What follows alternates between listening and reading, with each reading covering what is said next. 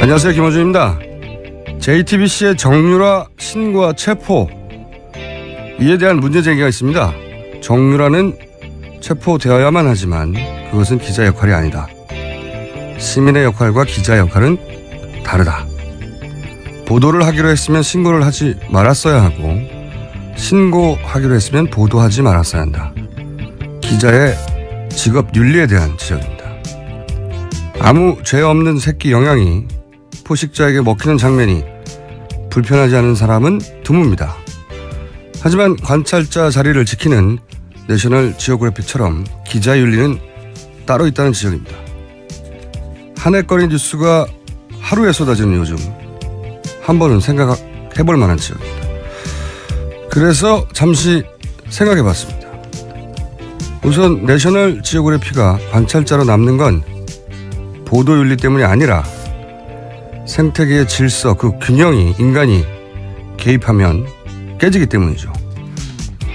그런데 대한민국은 세렝게티의 초원이 아니라서 오히려 인간이 개입하지 않으면 동물의 왕국이 되죠. 그리고 기자의 직업 윤리보다 우선하는 윤리는 없는가? 공동체 일원으로서, 한 사람의 시민으로서 직업보다 우선한 규범 있습니다.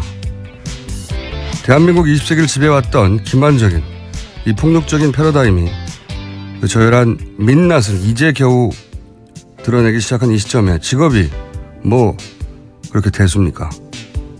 이 괴물의 민낯을 드러내는 이 어려운 작업이 다시 한번 실패하면 기자의 보도윤리 따위는 개나 줘버려야 하는 그런 시대가 또 연장될 텐데요. 직접 체포를 시도한 것도 아니고 이 엄중한 시국에 공동체 일원으로 신고 당연히 해야죠. 그리고 국민의 알 권리를 위해 보도 당연히 해야죠. 제 결론입니다. 김어준 생각이었습니다.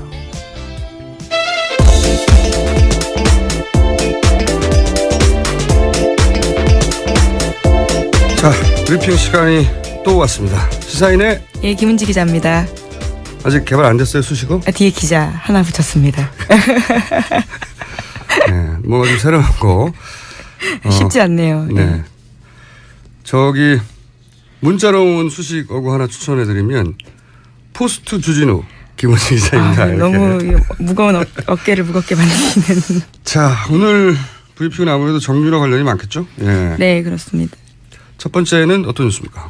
예, 정유라 씨 이 덴마크 현지 상황들을 좀 현지 있는 기자들이 좀 전달한 건데요. 이 정유라 씨가 덴마크 올보르에서 현지 시각으로 1일 오후에 이 긴급 체포되고 24시간 내에 조사를 마치지 못하면 이 법원에서 구금 기간 연장에 대한 판단을 받습니다. 이 그에 대한 심리가 어제 낮 2시부터 3시간 정도 진행이 됐는데요. 현지 시간 기준으로. 예, 예. 그때 이제 정유라 씨가 이 아이 이야기를 하면서 어깨가 들썩일 정도로 흐느꼈고 이 판사가 휴지를 건네주기도 했다라고 하는데요. 이 과정 속에서 이 두세 번 정도 이 휴정, 그러니까 쉬는 시간이 있었는데 이때 이 기자들과 인터뷰를 가져서 그에 대한 여러 가지 이야기들이 이 기사로 나왔습니다. 네, 굉장히 많이 나왔죠. 여러 가지 얘기를 단시간 내에. 네. 기자들한테 굉장히 빠른 속도로 얘기했어요. 네. 많은 이야기를 했는데, 여보세요? 윙윙 소리가 나네요? 네. 저희 책임 PT 잘못이라고 봅니다. 네. 자, 그런데 여러 가지 얘기를 했는데 학교 얘기도 했고요. 그죠? 예, 이대와 관련된 부분들이 가장 요새 화제가 되고 있으니까요. 네, 그리고 재산, 그러니까 예. 집은 어떻게 예. 뭐 그런 얘기도 있는데 거기에 대한 답변도 아주 빠른 속도로 준비된 듯한 답변을 했죠. 예. 네. 그리고 또 무슨 얘기를 했습니까? 예, 또 그 이대와 관련해서 그렇고요. 어제 전해드렸던 대통령과 관련해서 이모라고 부르는 거에 대해서는 이야기를 전달드린 바가 있고요. 또 이 세월호 당시에 이 행적에 대해서 굉장히 궁금한 점들이 많은데 그 당시에 대해서는 본인이 임신도 했었고 어머니와 싸운 상태이기 때문에 전혀 잘 알지 못한다. 뭐 이런 식의 이야기도 했거든요. 네. 예. 저는 이제 오늘 윙 소리가 많이 나네요, 이상하게. 제 몸에서 나는 소리인가요? 평상시하고 다르게. 네. 자, 저는 이제 그 얘기를 쭉 듣고 특히 이 대목 때문에 다시 한번 짚어봐야 한다고 생각하는데 자 이제 그 대목을 먼저 들어볼게요. 아버지랑 어머니가 이혼하시면서 강원도 땅을 저가 인수를 받았어요. 아빠 명의로, 아빠 몫으로 있던 땅을. 그리고 그 땅으로 담보를 잡았어요. 외환은행에서. 그래서 총 2차례에 걸쳐서 36만 유로를 대출을 받았어요. 그 땅을 담보로. 그래서 1원 한 장 저희 돈 안 쓰고 그 대출만으로 이 집을 샀어요. 한국에서 이 대출을 다 갚았어요. 네. 정윤아 씨 목소리예요. 네. 근데 이제 저는 전반적으로 다 거짓말이라고 보는 게 이거 포함해서 본인이 특혜 입학이나 뭐 학점 특혜 뭐에서 다 모른다고 했잖아요. 예. 뭐 아이를 낳고 2달 만에 독일에 와서 원래 자퇴를 하려고 했다. 네. 그냥 자퇴.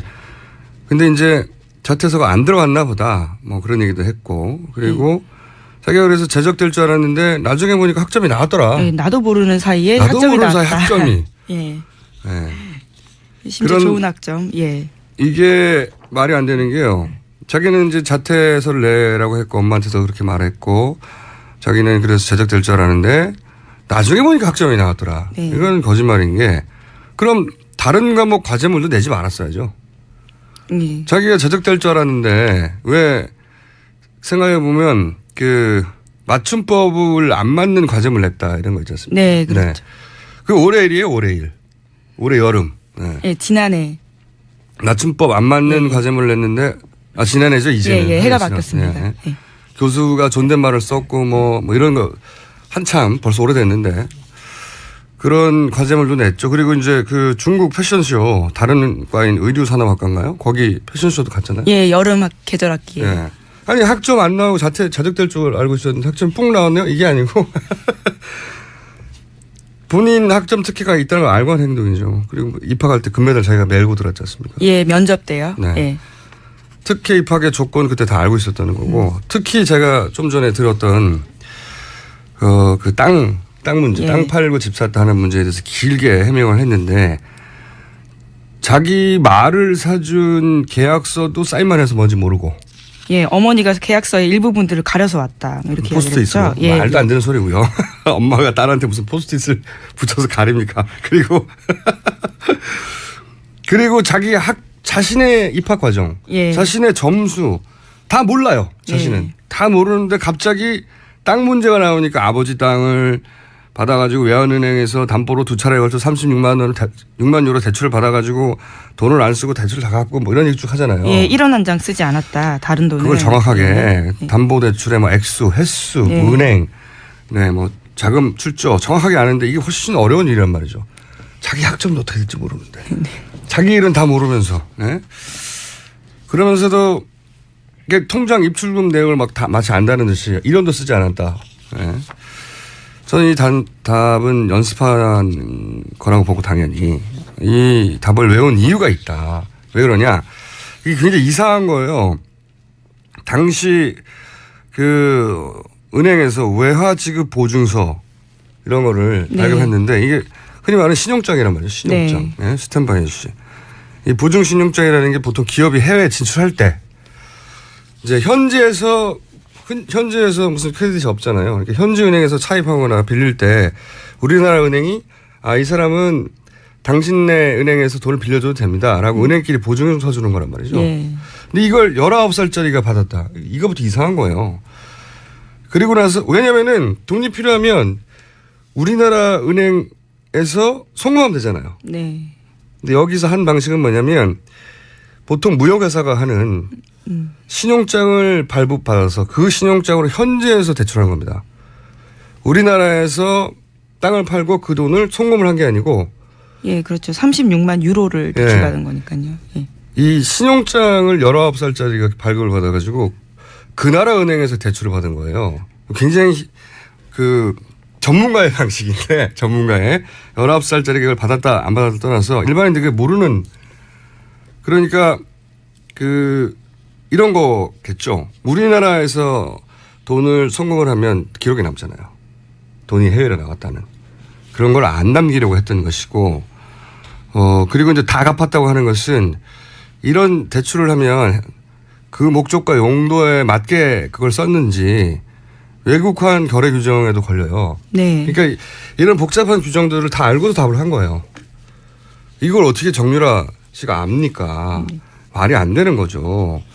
그 뭐 편법 증여에도 나오고 뭐 해외로 재산 빼돌리기 아니냐 이런 지적도 나올 수 있는데 이걸 피해가는 답변인데 이거 그러니까 굉장히 도와준 사람이 있는 거예요. 전문적으로. 이건 전문가의 스멜이 강하게 정유라 씨가 알 수도 없고 정유라 씨가 이걸 답할 수도 없는 내용인데 이거 관련해서는 저희가 잠시 후에 전문가 연결해서 뭐가 문제인지 짚어보겠습니다. 정유라 씨의 답변 자체가 충분히 훈련된 거라는 거죠. 네. 자, 이 정유라 씨 관련 뉴스는 굉장히 많을 것 같은데 또 뭐가 있습니까? 네, 현재 같이 일행으로 있던 사람들이 어디에 갔는지에 대한 보도도 나와 있는데요. 19개월 된 아이 때문에 너무 이제 힘들다라는 식의 이야기를 정유라 씨가 했었는데, 현재 그 아이는 뭐 60대 부모와 함께 집에 머물고 있다, 이렇게 알려져 있지만요. 한국 취재진들이 그 집에 방문했을 때는 인기척은 없었다라고 합니다. 그리고 같이 붙잡혔던 나머지 한국 남성 2명의 행방도 파악되진 않고 있다라고 하고요. 저는 어제도 말씀드렸지만 이 남성 2명이 중요하다. 그렇게 생각이 들어요. 사실은 도주 행위 전반을 이 분들이 도와준 거 아니겠습니까? 어디로 가야 된다.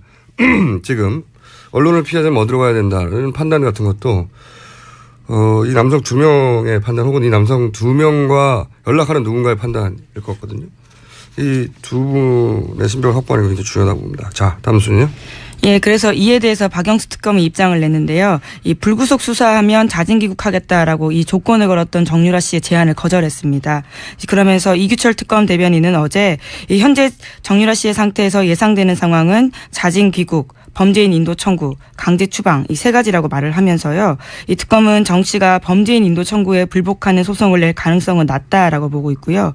그래서 법무부가 늦어도 30일까지는 이 덴마크 당국에 범죄인 인도를 청구하겠다라는 방침이고, 이 정 씨가 아무 조건 없이 자진 귀국하거나 오는 10일에 외교부의 여권 무효화 조치 발효 등 강제 추방될 때 이 어떤 조치를 취하겠다라고 하고 있습니다. 이것도 전문가, 그러니까 JTBC가 도착한 이후로 4시간 만에 나왔다고 했지 않습니까? 예.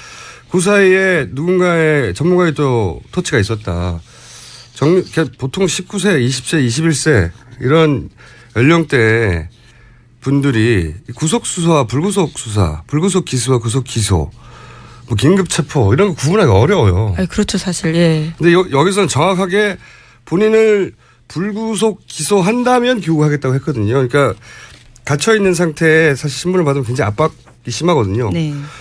접견도 제한이 되고 그래서 그런 딜을 거는 거죠. 예, 이 딜을 21세 못 나옵니다. 이런 딜은. 그리고 제가 좀 안타까운 것은 답답한 것은 그리고 의문스러운 것은 뭐냐면 법무부가 30일까지는 범죄인 인도 청구를 하겠다. 30일이 이달 말이에요. 예, 오늘 1월 4일입니다. 예. 이거 범죄인 인도 청구를 해도 그쪽에서 절차가 또 한 달이에요. 네. 게다가 이거 항소도 할 수 있어요. 이거 언제 옵니까? 특검 끝날 때까지 못 와요. 이렇게 되면. 그리고 외교부는 여권 무효화 조치를 10일이라고 했거든요. 예. 일주일 후에요. 잡힌 때로부터. 뭐가 이렇게 느린가. 이게 과연 법무부와 외무부가 아주 신속하게 정유라 씨 신변을 받고자 하는 정말 의지가 있는가. 그리고 법무부가 외교부는 그동안 정말로 이 정유라 씨나 혹은 최순실 씨 관련 수사에 이 특검이 진행하는 속도만큼의 네. 의지를 가지고 정말로 있었나. 법무부가 우리 편 맞나 이거. 외교부도 이런 의구심을 가져봐야 될 사안이라고 보는데 이거 관련해서 또 진술이 있죠. 네, 그렇습니다. 이 노승일 K스포츠재단 부장이 한 증언인데요. 이 노 부장이 이 최순실 씨가 2015년 최 씨 회사에서 일했었을 때 이 외교부 관계자가 통화하는 걸 여러 차례 봤다 이렇게 이야기를 했다는데요. 이 노 씨에 따르면 최순실 씨는 이 직통으로 전화를 걸어서 대사님 애들 때문에 그러는데요 라면서 이 비자나 현지 취업 문제를 상의하곤 했다라고 합니다. 이제 실제로 이 최 씨 모녀를 돕기 위해서 머물렀던 K스포츠 직원과 최 씨 집안을 돌보는 사람까지 모두 비자를 취득 납득했고요. 그렇기 때문에 노승일 씨 같은 경우에는 이 최 씨가 수시로 연락하면서 문제를 상의했다고 하는 외교부 측에 이 정유라 씨 행방을 모른다고 하는 것은 말이 안 된다 이렇게 지적을 하고 있습니다. 그러니까요. 최순실 씨가 독일에 있을 때 대사님이라고 하며 계속 그 비자 문제나 이런 걸 상의했다는 거 옆에서 들었다는 거 아닙니까? 근데 외교부는 어디인지 모른다고 그랬다는 거고. 그리고 법무부 생각해보면 법무부가 법무부 장관 아래에 있고 총리 아래에 있잖아요. 법무부가 반드시 이 문제를 신속하게 처리할 거라는 생각을 하면 안 되는 것 같고, 그리고 가능하면 이런 거 있습니다. 가능하면 법에 규정된 것 중에 가장 느리게 한다든가 아니면 그냥 법 규정대로만 한다든가 법 규정을 어기면 안 되니까 지금 그런 비상 상황 그런 상황이 아니잖아요. 예, 실제로 특검은 시간과의 싸움이라고 이야기하는데요. 뭐 준비기일 20일 그리고 70일 해서 90일인데 시간이 그렇게 많지가 않거든요. 지금 2달 정도 남았어요. 예. 연장은 절대 안 할 거고. 예, 뭐 30일 할 수 있다고는 하지만 대통령 제가가 절대 안 떨어지겠죠. 예. 그러면 이제 2달 남았는데 특검이 있는 동안 안 돌아온다는 얘기예요. 이런 식으로 진행하면. 그러니 어떻게든 빨리 내보낼 방법, 돌아오게 할 방법을 찾아야 되고 그냥 외교부, 법무부가 잘해겠거니 이런 생각은 하면 안 된다고 저는 봅니다. 자, 다음 뉴스는요. 짧게 해야 될 것 같아요. 예, 정유라 씨 관련된 소식 계속 이어드리면요. 이 정유라 씨가 이대 합격 사실을 미리 알았다라는 증언을 이 최순실 씨의 조카인 장시호 씨가 이 검찰에서 했다라는 건데요. 이와 관련된 문자 메시지도 확보됐다라고 합니다. 그러니까 이게 말이 안 되죠. 정유라 씨가 자기는 특혜 입학이나 그다음에 학점 특혜 같은 거 전혀 모른다고 그랬는데 몰라요. 나는 자퇴할 줄 알았는데 장시호 씨한테 문자를 보냈다네요. 마침 미리 발표 전에. 네. 다 거짓말이고요. 또 정유라 씨 관련 뉴스가 많을 것 같은데 또 뭐가 있습니까? 예, 이 정유라 씨 관련 뉴스가 워낙 화제가 되니까요. 이 아나운서 출신 정미용 씨가 이제 입을 열었습니다. 자신의 페이스북에다가요. 이 정유라가 잡혔다고 요란하다라면서요. 이 특검이 스포츠 볼모지인 승마 분야에 꿈나무 하나를 완전히 망가뜨렸다. 이렇게 썼다고 합니다. 정유라 씨가 승마 꿈나무인데 망가뜨렸다. 네. 이분은 말이죠. 승마에 대해서 정말 문외한인가 봅니다. 왜냐하면은 저희가 진짜 승마 꿈나무를 키우는 관계자를 인터뷰한 적이 있어요. 그분이 정유라 씨의 승마 실력에 대해서 저희한테 증언을 한 적이 있습니다. 잠깐 들어보겠습니다. 2014년도에 한국에서 외국 국제 심판을 초청해서 예. 승마 세미나를 한 적이 있습니다. 네. 근데 그 외국 국제 심판이 한국에 와서 세미나를 하면서 그 세미나 내용에 이제 비디오를 하나 뽑아서 이제 강의를 해야 되는데 가장 좋지 않은 예로 타고 있는 선수를 비디오를 선정된 게 정유라 사진을 선정하더라고요. 왜냐하면 외국 코치는 모르니까. 정유라 학생이 누군지 모르고. 네, 모르니까. 국내 선수들 중에 가장 나쁜 사례로 든 게 정유라 학생이었다. 자, 꿈나무 아닌 걸로 저희 전문가들은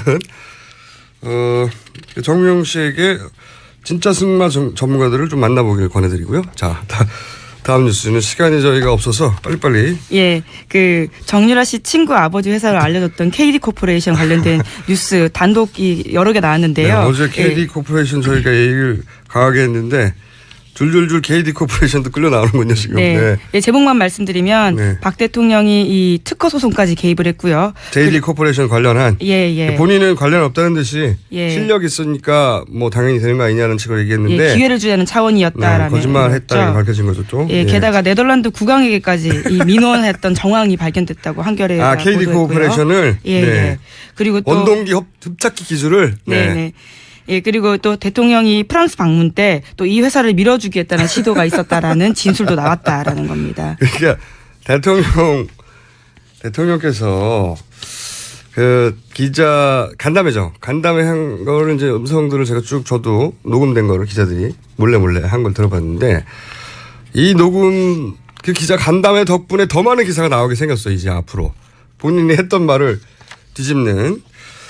제목만 읽어주세요. 남은 거는. 예, 이 특검이 서울 남부구치소 압수수색했는데요. 이 말맞추기 정황이 발견됐다라는 겁니다. 아, 말을 맞추는 것 같아서. 예, 예. 구치소도 압수수색했다. 예. 특검 잘한다. 다음이요. 그리고 이제 임명진 이 새누리당 비대위원장이요, 이 광폭 행보를 벌이고 있는데 친박 핵심에 대해서 이 종양의 뿌리다 이런 이야기도 하고요. 지금 친박하고 예. 핵심과 임명진 비대위원장이 이제 대결 구도가 계속 보도되고 있죠. 예, 네. 6일까지 이 입장을 정하라는 건데요. 일본 같았으면 할복한다. 뭐 이런 이야기도 했습니다. 저는 이건 어느 정도 짜고 치는 약속 대련이라고 보는 면이 있는 게 왜냐하면은 이분이 들어올 때 탈당하겠다고 하는 이정현 대표나 서청원 대표의 이야기를 미리 들었어요. 그래서 인적 송산이 어느 정도 이루어질 수 있으니 내가 강하게 나가야 되겠다.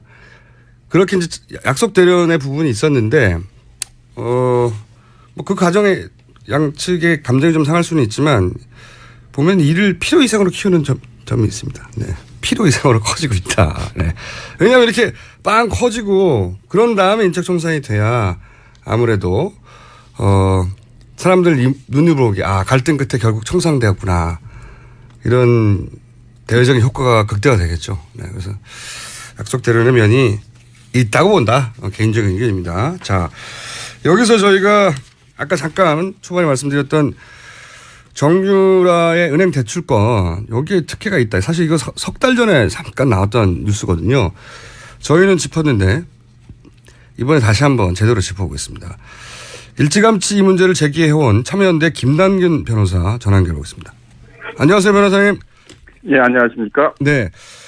정유라 씨가 이제 그 하나은행으로부터 36만 현재 기준으로 한 4억 5천 정도 외화 대출 받았는데 이게 어떤 방법으로 대출 받았는지 잠깐 설명해 주십시오.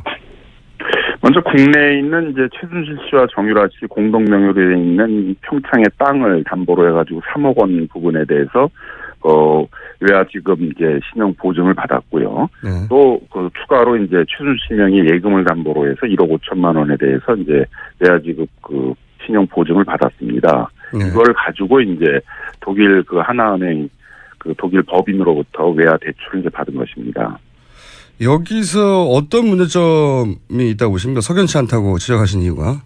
네, 첫 번째는 이제 그 외화 지급 그 신용 보증장이라는 것이 이제 무역 거래를 할 때 쓰는 거거든요. 네, 그렇죠. 대부분 이제 기업에게 발행해 주는 것이고 네. 개인에게 발해 주는 경우에도 보통은 이제 이런 무역 거래를 하는 기업의 임원들이 보통 받게 되는 것인데 당연히 그렇겠죠. 전혀 실업장인데. 이제 소득도 없고 이제 19세에 불과하고 다른 신용 거래도 없는 사람인 정유라 씨한테 이제 외환 지급 보증이 갔다는 것들이 이제 굉장히 의심이 가는 부분들이고요. 그러니까 무역에서 네네 또 하나. 네.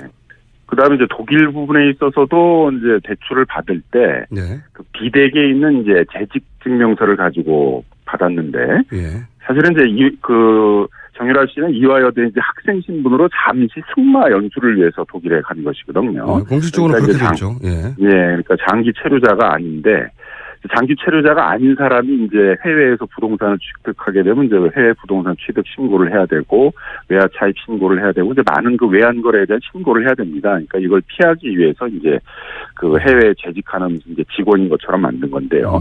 그러려면은 이제 노동 허가서, 독일 정부가 발행하는 노동 허가서나 체류 허가서를 이제 내야 됩니다. 근데 그런 서류가 전혀 없었는데도 외화 대출을 해줬거든요. 은행이라는 데가 이제 대출에 있어서는 뭐 굉장히 엄격하고 그렇죠. 엄격한 외화 서류 심사를 하게 되는데 그런 게 전혀 없이 이제 해줬다는 것도 이제 석연치 않다는 것입니다. 그러니까 이제 말타로 잠시 간 학생이 현재 있는 회사의 정직원처럼 그런 서류를 냈는데 은행에서 다른 관련 필요한 서류도 없는데 이 대출을 허용해 줬다는 거죠. 그런 것도 이제 의심스럽다는 거 지적하시는 거고.